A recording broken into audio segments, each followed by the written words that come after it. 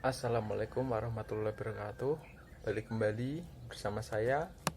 Kali ini saya akan menjelaskan tentang materi kebugaran jasmani. Oke, sebelum kalian mengetahui apa sih itu kebugaran jasmani, ada yang tahu? Kalau tahu bisa komen di bawah ya. Baik, kebugaran jasmani adalah kemampuan dan daya tahan fisik atau tubuh seseorang dalam melakukan berbagai aktivitas kehidupan sehari-hari tanpa mengalami kesalahan yang berarti. Istilah kebugaran jasmani memiliki pengertian yang tidak berbeda dari aspek fisik dalam total fitness atau yang dikenal sebagai physical fitness. Kebugaran jasmani memiliki 10 unsur, yaitu seperti berikut. Pertama ada kecepatan. Kecepatan secara umum yaitu adalah waktu yang dibutuhkan seseorang dalam melakukan gerakan yang berbeda dan berkesinambungan.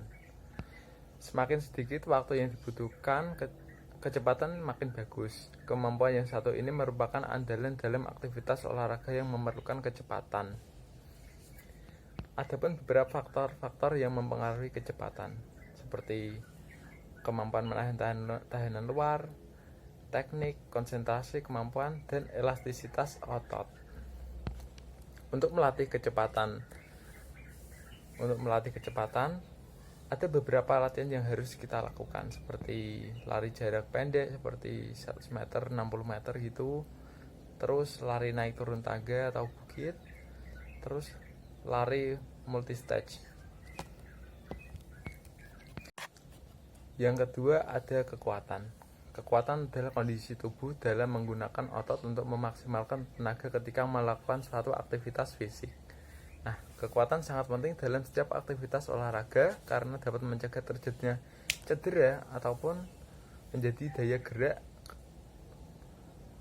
Kekuatan otot yang baik dapat didapatkan dengan rutin melakukan latihan secara konsisten, seperti angkat beban, push up, sit up, back up, atau squat jump. Yang ketiga ada daya tahan atau endurance. Daya tahan merupakan kemampuan seseorang menggerakkan seluruh tubuhnya dalam waktu yang cukup lama dan tempo yang berbeda. Untuk melatih daya tahan tubuh, hanya perlu melakukan olahraga ringan seperti lari, jogging secara konsisten, minimal selama 30 menit lah seharian. Atau kalau bisa ya, kalau ada waktu luang itu 1 jam bisa. Yang keempat itu ada kelenturan atau flexibility. Kelenturan atau flexibility adalah keluasaan pergerakan otot-otot, khususnya otot sendi.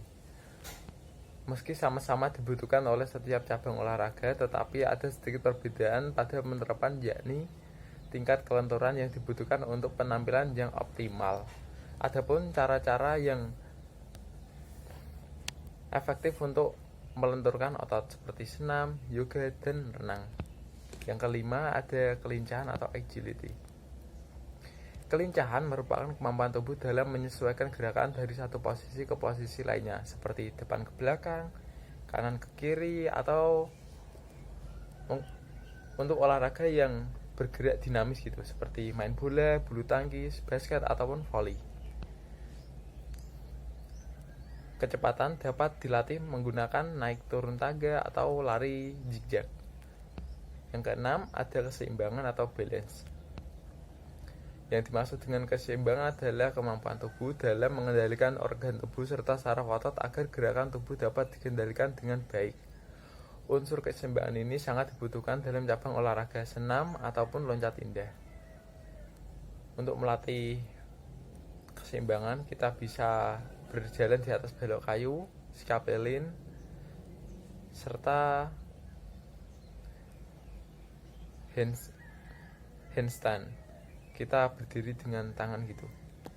Yang ketujuh ada ketepatan atau accuracy.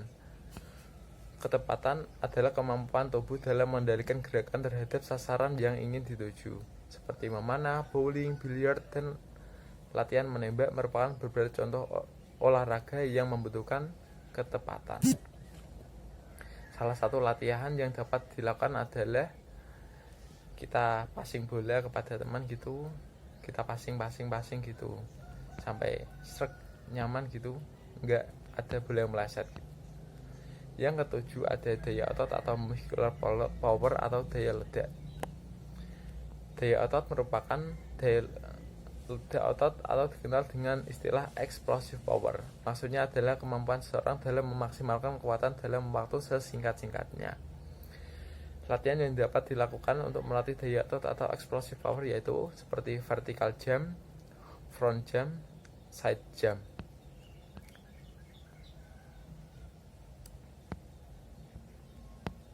Yang kesembilan ada reaksi. Yang dimaksud reaksi itu apa sih? Yang dimaksud reaksi adalah kemampuan tubuh seseorang dalam menanggapi suatu gerakan atau rangsangan maupun stimulus yang diberikan orang lain.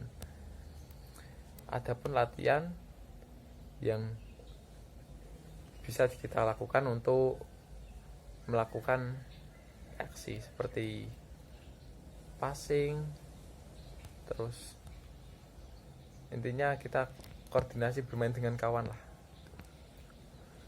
Selanjutnya yang terakhir ada koordinasi.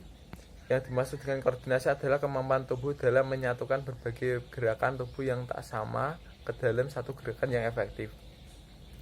Dalam melakukan latihan yang dapat melatih unsur koordinasi dituntut suatu tambahan kemampuan yakni konsentrasi yang tinggi serta kemampuan gerak insting yang kuat.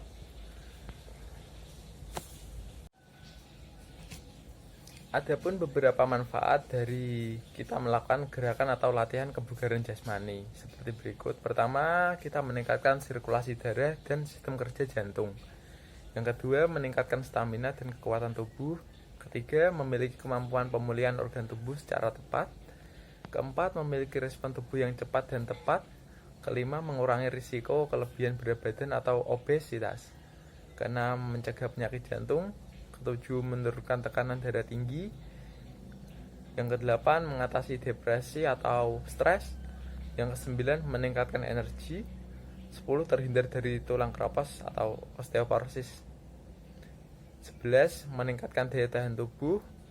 12, meningkatkan kelenturan persendian. Ke-13, meningkatkan kekuatan otot serta kecepatan. Ke-14, meningkatkan sistem sirkulasi darah, saraf, dan fungsi jantung. 15, mempertahankan dan menyelaraskan kondisi tubuh. Demikian pembahasan kita kali ini, yakni tentang unsur kebugaran jasmani dan pengertiannya. Semoga ilmu yang kita dapat bermanfaat bagi kita dan bagi orang lain. Terima kasih. Apabila ada kesalahan atau perkataan yang kurang jelas, mohon dimaafkan. Ingat pesan ibu, patuhi protokol kesehatan, dan lakukan 3M. Cuci tangan, memakai masker, menjaga jarak. Oke, stay healthy.